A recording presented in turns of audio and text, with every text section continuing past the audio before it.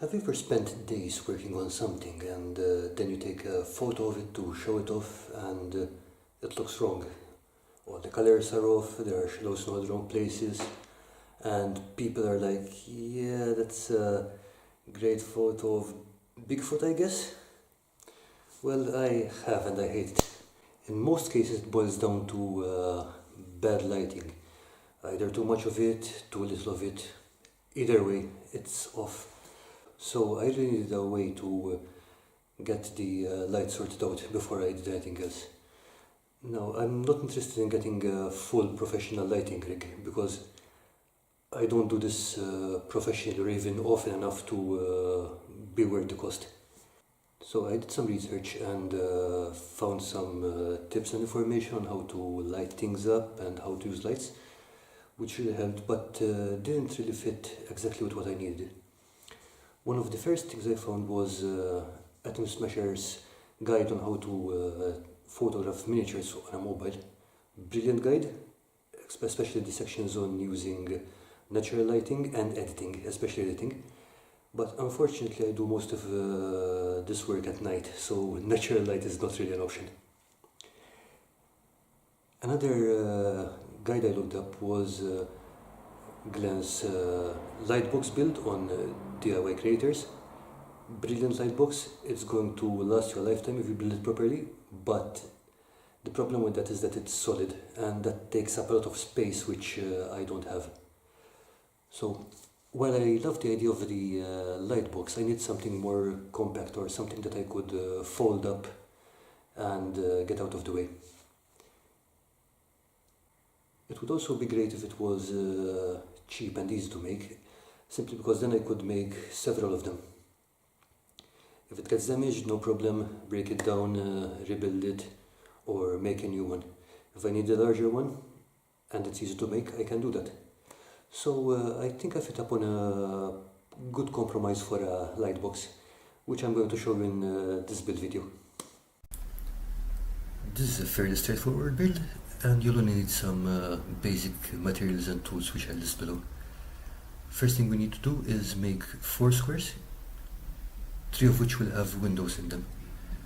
You can lay them out whichever way you like, but I really suggest making a template first, printing it out and gluing it on your cardboard. That's going to make things much faster. Most of the time I'm spending here is laying out stuff. Once you've cut out your basic shapes, you want to score the edges so that they fold up easy.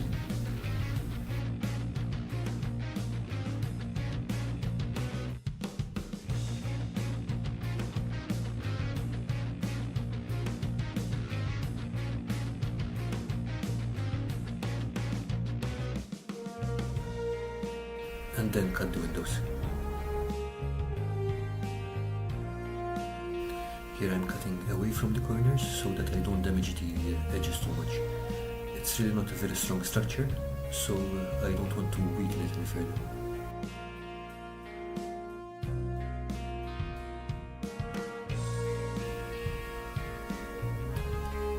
Once all the windows are cut out, you can glue the pieces together into a rough cube shape.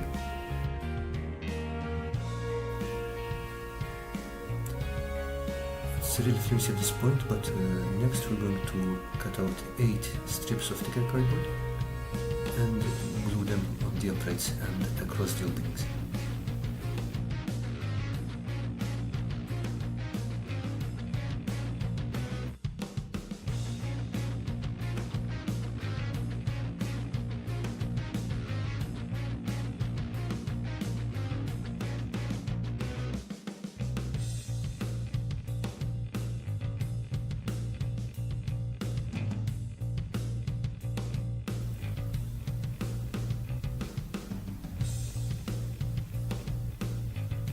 The glue I used here didn't really take well in the corners, so I came back with some super glue and fixed them up.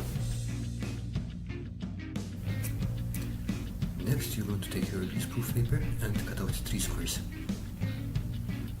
We're going to glue them over the window openings. These will act as our light diffusers.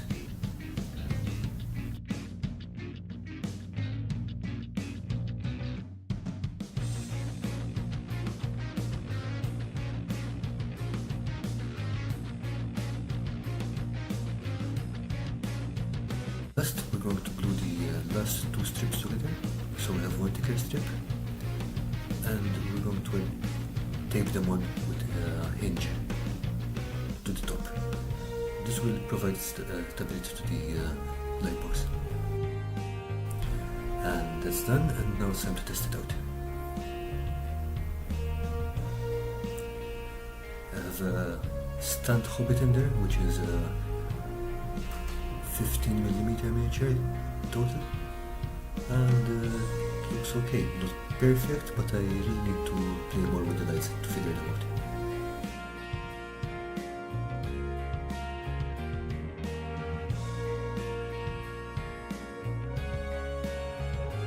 I tried with a different camera and played around with the brightness a bit, and I think the result was much better. The important thing is that there are no hard shadows.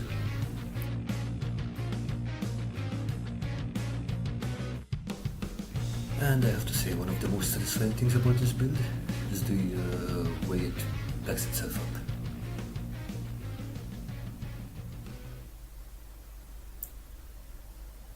So, thank you for watching this video, and please like and subscribe, and hope to see you again soon.